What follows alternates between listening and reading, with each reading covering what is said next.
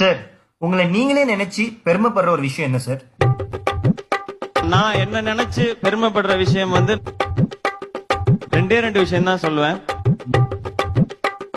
Cigarette பிடிச்சது கிடையாது, liquor சாப்பிட்டது கிடையாது. Liquor drinking is injurious to health.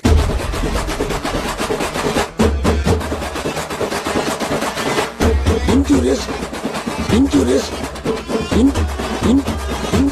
to health.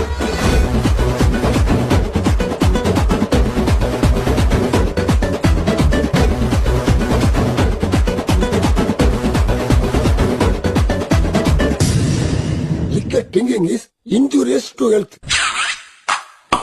உன்னால முடியாதுன்னு யாராவது சொன்னா நீ நம்ப வேண்டியது அவங்கள இல்ல, ஒண்ணு.